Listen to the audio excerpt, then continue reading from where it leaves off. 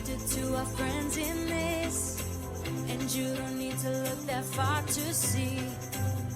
In an instant, it's all rushing by. You risk it all to set them free. Seems like time and again, must be destiny. Hello, everyone. This is Pendy. And this is Paul, also known as EastX Twitch. Hey, Paul, did you know that I was a girl? I've always known that, dude. It's quite obvious. I'm glad you're finally coming clean about it. No. A GIRL is someone who likes to use female characters or avatars in video games. It stands for a guy in real life. That's needlessly complicated, isn't it, lady? I mean, I suppose so. Hopefully, I don't run into a girl who doesn't know that terminology who plays as a male character in a Dragon Quest MMORPG who I eventually invite to be my roommate. She would think I'm a girl, but really I'm a GIRL, a guy in real life. I think she's a guy, but she's actually really a flashy Gairu girl, the kind of girl that teased me relentlessly in high school. It would really be awkward at first. I hope that doesn't happen to me. Well, that's oddly specific. I'm just going to leave it alone for now and go ahead and welcome our audience to Alltrades DQ Media Abbey, a Slime Time podcast spinoff where we review various Dragon Quest media, including manga and anime. We are currently reviewing the 2020 Dragon Quest The Adventure of Dai anime, and for the first time on this show, the Dragon Quest X tie-in manga, Rooming with a Gamer Gal. We'll start with Dai first, so let's trash it up. In episode 69, The Clash of Love, we start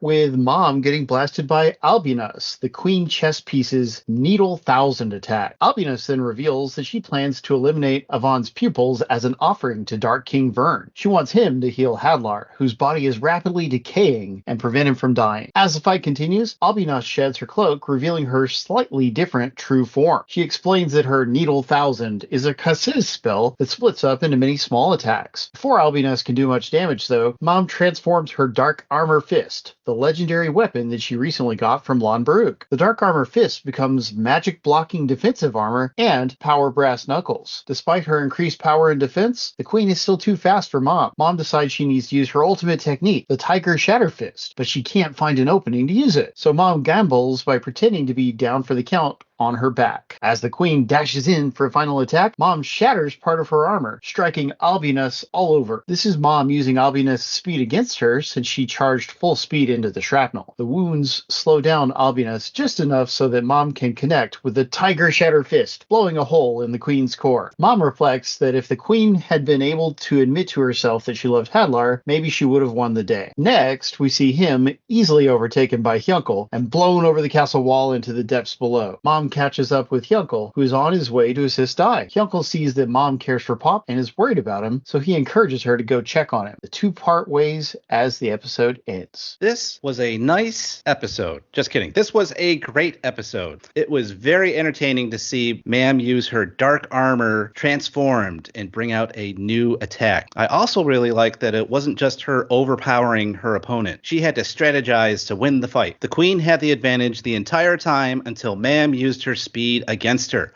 Albinus had a great look in her final transformation and some interesting attacks. I really liked how her 1000 Needle attack was rooted from a traditional Dragon Quest spell. It's fun when the show takes general Dragon Quest concepts and makes something new out of them. I like when they do that. This episode was, of course, all about love. The love Albinus had for Hadlar that she couldn't admit to herself, the compassionate love Maam has to care for others, the love Amy has for Hyunkel, and maybe the love Maam has for Pop. She doesn't quite spell out exactly how she feels. However, we do get an admission from Hyunkel that he does have feelings for Amy. We see a little bit of a welcome crack in his cool exterior, or maybe not, because apparently there is a difference between the dub and the sub here. In the subtitled version, it's translated as Maam saying, like how Miss Amy loves you, and then Hyunkel says, though I can never reciprocate her love, I can somewhat understand how she feels. Though the last line in the dub is translated as, but I still want to be around her. So I don't know if this is a mistranslation, or in the Japanese version, he was trying to be more subtle about the fact that he might have some feelings for her and is trying to be more of a tough guy and be very, super subtle about it. And they wanted to have him be a little more blunt in the dub. I don't know. You really need to look at it and decide for yourself, because it could go either way as far as I'm concerned. What do you think, Paul? Well, I would hope that as the show goes on, we'll see what things are leading up to. It is pretty definitive what he says in the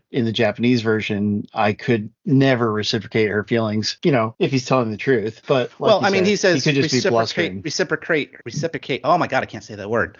He says specifically like her love, but maybe in the next line when he says I can somewhat understand how she feels, maybe he's trying to imply that, well, maybe I have a little something there, but I don't. But maybe she's just trying to, or maybe he really is just trying to say like, oh, I understand how she feels. I can see her viewpoint, but I don't feel that way. Because you might be right that it's just that and nothing else. And the dub actually says a little more than it should. Yeah, but hopefully when they went in, I feel like this kind of translation difference is okay as long as it doesn't mislead the audience. As long as it builds toward something where him saying that would have made sense, it's fine. But that's true. If we see later on that if he does actually have some kind of feelings for her, then okay, well then that makes sense. It still makes sense how they translated it back then. Yeah, exactly. But if he never has any kind of feeling for her, period, and he only shuts her down brutally, then it would have been misleading of the dub team. So hopefully that's not how it goes. We shall see.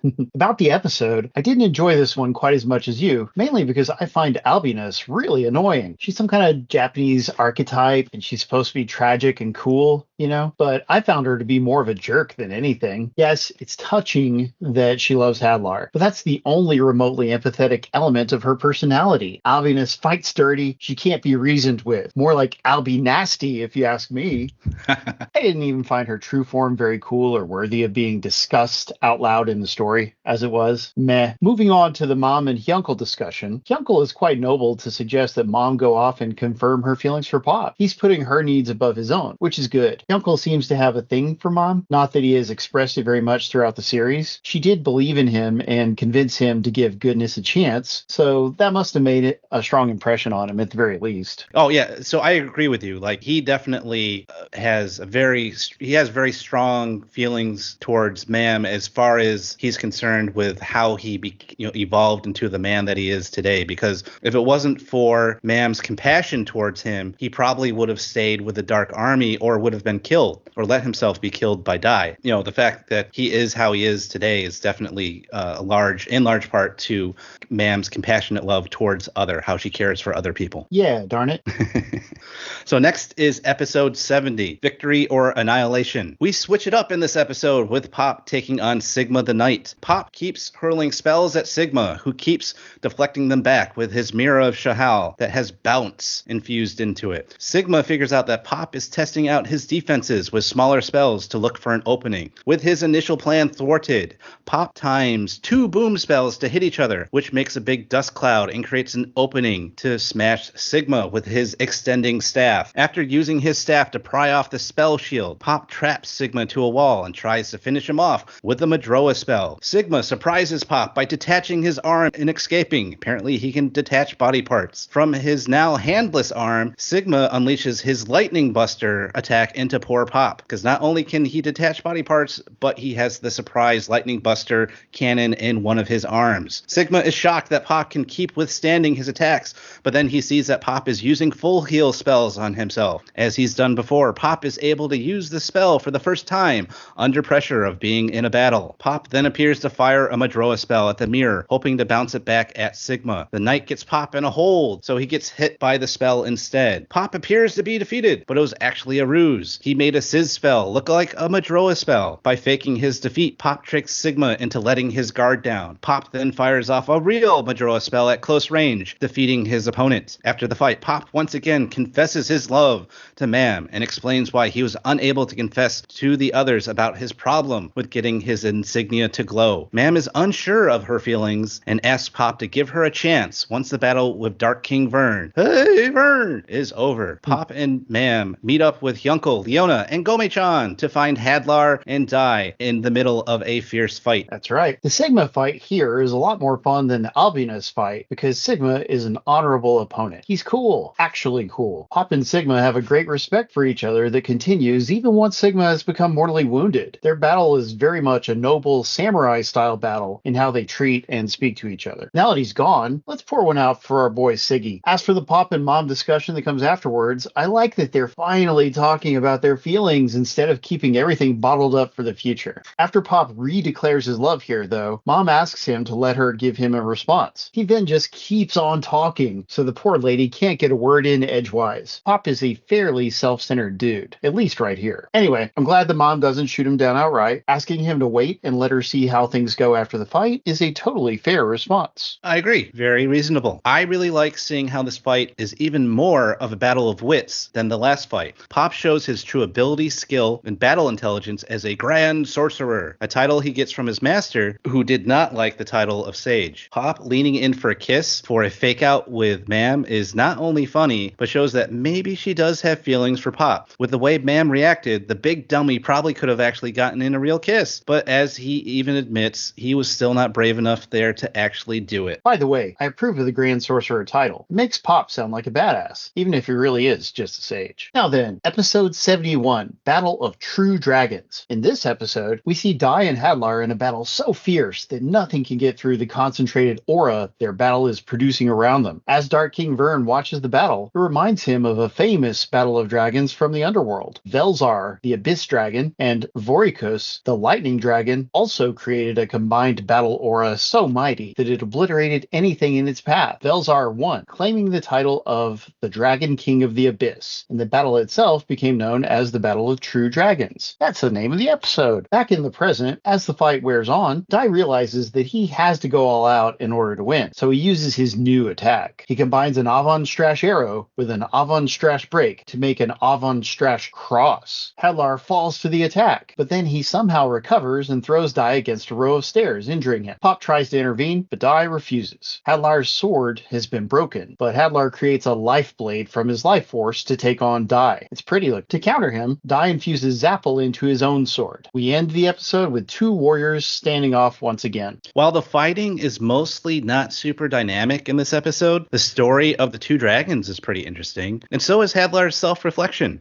He realizes why he was insufficient as a leader to the 6 Dark Army Legion commanders and how he was much more inspiring to his royal guard. I did say the fighting in this episode wasn't really dynamic, but I do love the Avon Strash cross. That was a great moment of Dai using perfect timing on his 2 most powerful attacks. That is how you strash it up, as we say here on Alltrades DQ Media Abbey. Finally, will this Velzar, the Dragon King of the Abyss, come into play later, or was he just some monster of the underworld's ancient past? Or maybe both. Velzar is a drunkard. That's neither here nor there. I'm a little fuzzy on this, but I believe Velzar was first mentioned a while back as having been defeated by Baron. Yes, you are correct. Woo! The impenetrable, concentrated aura thing at the start of Dai and Hadlar's fight is a cool idea. That said, this episode has way too much of Dai's friends standing around and talking about the fight. There's a nice flashback of things that Dai has done at one point when they're trying to convince Pop not to be an interfering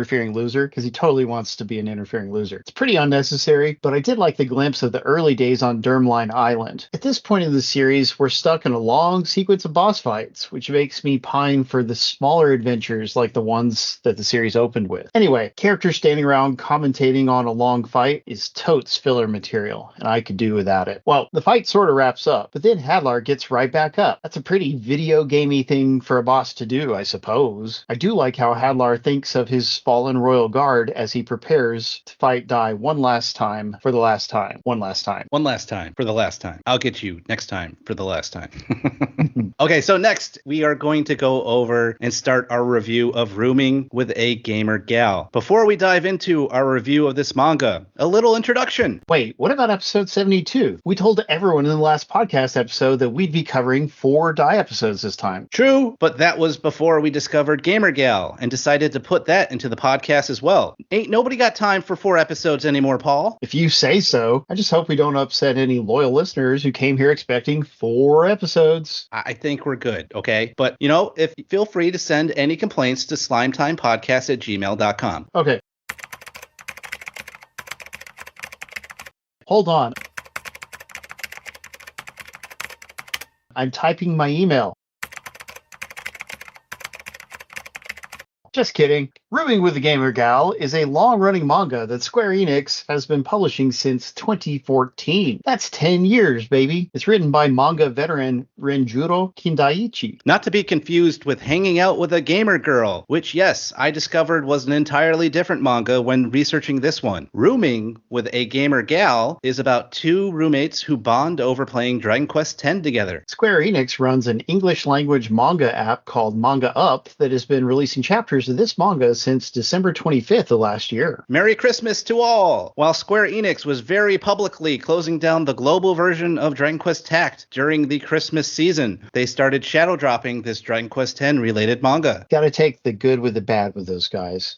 As is the Square Enix way, their advertising for the Dragon Quest series is very fragmented outside of Japan, whatever kind of Dragon Quest we're talking about. Different companies sometimes pick up different rights for the related Dragon Quest manga and anime, but there's no central hub that advertises it all. Admittedly, Manga Up is a service that specifically hosts manga series published by Square Enix, as Square Enix does have a manga publishing arm. But it's still odd that they wouldn't promote this anywhere else. In this case, it seems likely that the right hand doesn't know what the left hand is doing. It's even more odd that we're getting a manga that has direct ties to Dragon Quest X, a game we don't have. There are no plans for a worldwide release. Yeah, and for the record, Dragon Quest X is the Dragon Quest MMO. It's the only numbered Dragon Quest that has never been released in English markets. Yes, sir. That is true, unfortunately. That begs the question, do you need to be familiar with Dragon Quest X to enjoy this manga? It turns out that you don't. Whenever specifics of the game are brought up, it is thoroughly explained for anyone who might not be familiar with the game, with just maybe one exception that I've seen so far. The manga is more about the relationship of the protagonist and his roommate, using their love of Dragon Quest X as a thing they bond over. Indeed. Now that you know what you are getting into, let's start our review with Chapter 1, called Server 1. It begins with Hocus Pocus. In this first chapter, or server, as the manga calls them, we start with an introduction to the protagonist. She goes by the name of Powder and explains how she gets hooked on Dragon Quest X, despite the bad stereotypes she had heard about MMORPGs. In the game, she joins a team named Heaven Slime and makes a lot of new friends. We eventually find out that she is actually a he. In the game, he plays as a female puppet, but is really a girl, or GIRL. Internet slang for guy in real life. As Powder gets to know one of his new Dragon Quest X friends, Goro, he finds out that Goro wants to move closer to his workplace and that his lease is coming up soon. Powder offers to rent out one of the extra bedrooms where he lives, an Asian-style house that his grandfather owns but is not currently being used. They agree to be roommates and set up a first meeting in person. However, it turns out that Goro is not actually a guy like his Dragon Quest X character. Goro is actually a girl. We learn that Powder's real name is Takumi Satsuki. Once Takumi sees that Goro is a girl, the chapter ends with him dodging her and starting to freak out about this misunderstanding. So before I get real specific, I just want to say that girl is a dumb acronym. Here's what's dumb about it. I tried to look it up, and maybe it's like a Japan only type of slang, because I don't think Western gamers use that whatsoever. At least not as far as I could tell. Yeah, well, I hope it's Japan only. Or I don't even know. I mean, it could have even been invented for this manga, because I don't know enough about Japanese gaming culture to know if that's actually a thing. So it could have been specifically for this story. I have no idea. There's no telling. But There's not. It is a bad acronym because the G could stand for either of the two expected states. It could stand for guy or girl. So it's just a bad acronym. It's like, they say one thing and the other person interprets it as the other because it's just a G. It can be either one. So it's goofy. And hilarity ensues, at least in this manga. That is true. That is true. The comic opens with the cutesy Powder character sitting in a realistic Japanese bedroom. It took me a couple of pages to realize that the protagonist's avatar is being depicted in the real world. That's a memorable way to introduce readers to the setting. Mm-hmm. The issue's main premise is that Powder and Goro are moving in together without ever having exchanged photos or met in any capacity in real life. Here in America, that's a pretty far-fetched thing to do. The kind of thing something that would only have happened in the early days of the internet. Yes, because like for my personal example, like I've like known people online for years and then I've met them in real life. Like the most extreme example would be I went to Winnipeg to a anime convention and I shared a room with someone who I'd never met in real life, a hotel room. So, you know, I was thinking, well, hopefully he's not like a serial killer or weird or or something because we're sharing a hotel room.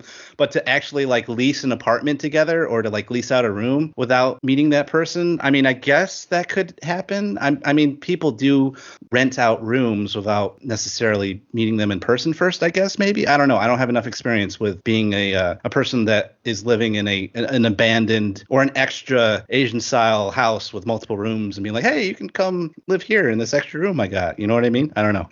Well, it's very impractical. And at the very least, wouldn't you talk on the phone or voice chat first? Although Yes. this did happen 10 years ago, so voice chat would have been less of a common option, but still. That's true. Yeah, and you'd want to, because in the manga, like she already has the moves set up and all that stuff. You would want to have the in-person meet first. Like you'd meet at a coffee shop first before you would actually like pull the trigger on the move. So I agree with you there. Yeah, so maybe that kind of thing is more common in Japan, but I bet it's not too common there either. I would hope not. It's just that, you know, it's a slightly zany premise that we have to roll with so that the story can happen. True. Although the art starts out quite cutesy with realistic backgrounds, an artistic issue rears its head at the end of the issue. These characters have freakishly long arms. More on that later. By the way, I've never played Dragon Quest X, but I'm following the manga's brief descriptions of the game just fine so far. Oh, and I'm in the same boat. I've never played it before either. So I'm like, except for one scene that I'm about to point out, like it's been pretty fluid in terms of like explaining to people how it works, and I'm not confused at all. So it's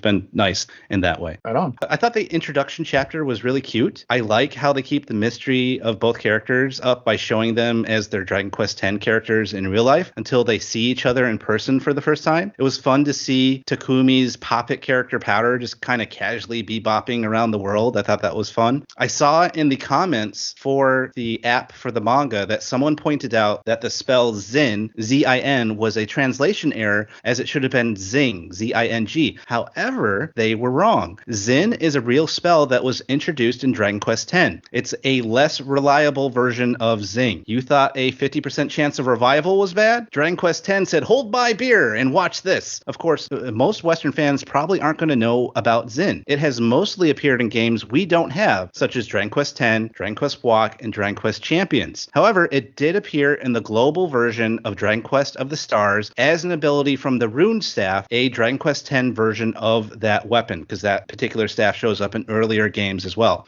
That would be the only time it's been seen in the West. As mentioned in our intro for this manga, it does a good job of explaining the Dragon Quest X world. With few exceptions, I don't think anyone would be lost about what is going on in this story. The only panel, the specific example I have for this, I think that would be confusing for people who don't game or don't play Dragon Quest X, would be that one panel where Powder mentions Rando Rezzers, where it shows someone trying to revive her with Zin. Overall, I thought it was very interesting, and it got me hooked to read more. Yeah, about that particular panel, I had to use a little context, but I play a little Final Fantasy XIV, which is another Japanese MMO, although it's available in English. And you can die and have nobody around to revive you. You know, like everyone doesn't have an easy way to revive people like in like you would get in most American developed games.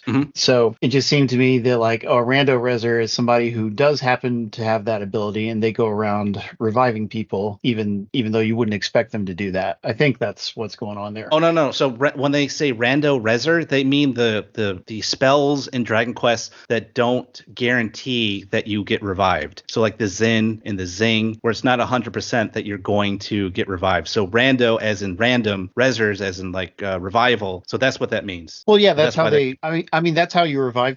But it seemed to be that it was an unexpected act of kindness, like that the main character did not know that player who revived him. Didn't you get that impression? Too. You know, I can see where you're coming from on that as well. Yeah, I just thought it meant like Rando Rezzers, like is like those random spells, not random spells, but those spells that randomly will revive you. Like you only have a 50% chance of being revived with Zing or Zin, where it's like even less than that kind of deal. Yeah, so I guess it could work either way. Yeah, and but now even between us who are like gaming aficionados, I say that jokingly, but you know, even us were a little confused on that panel panels, so that's like it's a good example of where that could have used a little more explanation. Indeed, but it is just one panel, so it's the kind of thing you read and you just move on right past it. Exactly. It's just one throwaway panel, so it's not a big deal. Yeah. Now then, let's talk about Server 2, their first day. In this chapter, Takumi gathers up the courage to introduce himself to Goro, who, to his surprise and dread, is a Gyaru-style girl. Gyarus are girls with bleached hair who often have spray tans and behave in a stereotypical, sometimes unpleasant way. Apparently, Takumi was tormented by Gyarus in high school. He tries to convince Goro to change her moving plans because of the gender misunderstanding, but she still insists on moving in and reminds him that he invited her in the first place. Finally, Goro tries to defuse the situation by suggesting they play some Dragon Quest X. Any chapter that ends with the suggestion of playing Dragon Quest is tops in my book.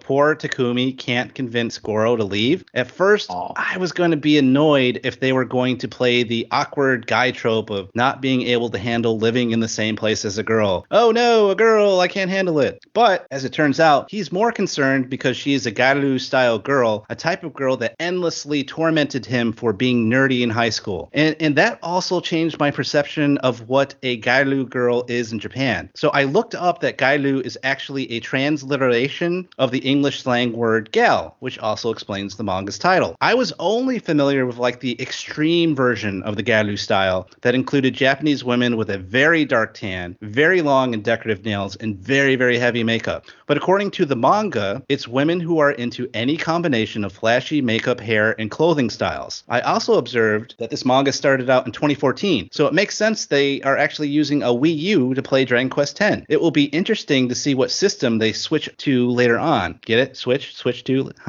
Anyways, the server cover is adorable with the sleepy slime. Oh, I love the little sleepy slime. I love it. This starts the trend of pictures of Powder's introduction to Estoria. Estoria being the world in which Dragon Quest X takes place. Future server covers will have various pictures from when Powder was first discovering the game and what it had to offer. You mentioned the traditional perception of Garus as being tanned and heavily made up. The only way that Goro visually differs from the stereotype is that she doesn't seem to be tanned. She definitely has the blonde hair and fancy clothing style. True. It doesn't seem like, I've just seen like the super extreme examples that like the really flashy clothing and the really, I mean, she's definitely got some flashy, hairstyle and clothing going on, but not to the extreme example I've seen in pictures in the past. One thing that she does not have, at least in the first two chapters that we're discussing today, is a real name. We learn Takumi's full name, but not Goro's. I hope she tells him soon, in the interest of realism. If I may criticize the artwork once again, Goro's head is sometimes drawn as tinier than it should be. And both her and Takumi have these long, board-like arms. Her hands are pretty large, too. In a lot of panels, they look pretty normal, but sometimes these odd proportions show up. It'll be interesting to see if the artist's style evolves over time. I didn't really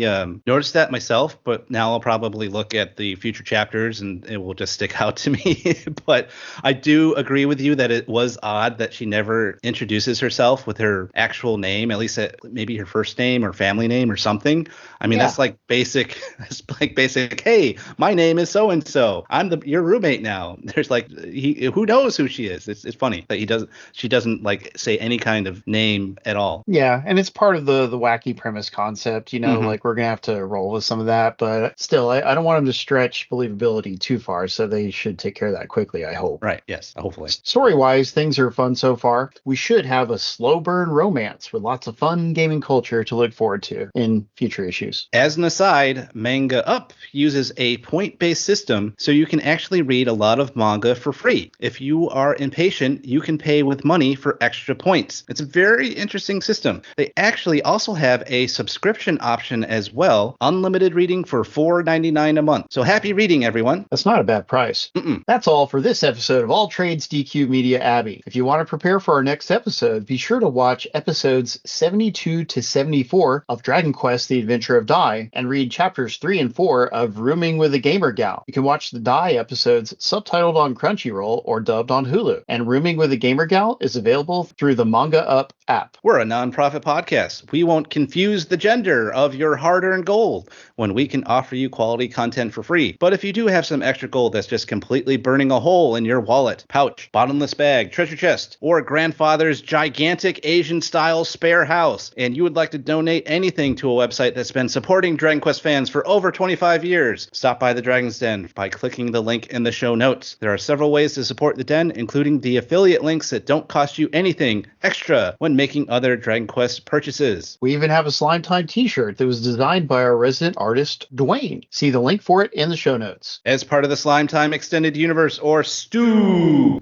you can direct comments or questions for the podcast on Twitter and Instagram at DQ Slimetime. And you can follow me on Twitch at twitch.tv/EastXTwitch. Come watch me play a variety of games every Saturday, kids. Join in tons of Dragon Quest discussion at the Dragon's Den forums or Discord and the Dragon Questers Facebook group. We'd like to thank everyone that made this podcast possible, including Pendy, Woodus, the Dragon's Den, and Jake Gyllenhaal, who proved himself to be the ultimate badass in Amazon's Roadhouse remake. Roundhouse. Please like, subscribe, and write a review for the podcast. Didn't you mean to say Roadhouse? Oh, yeah. Damn it. Yes, I did. Roadhouse. Please like, subscribe, and write a review for the podcast. We'll catch you later, everybody. Don't hate, appreciate. Time to zoom on out of here.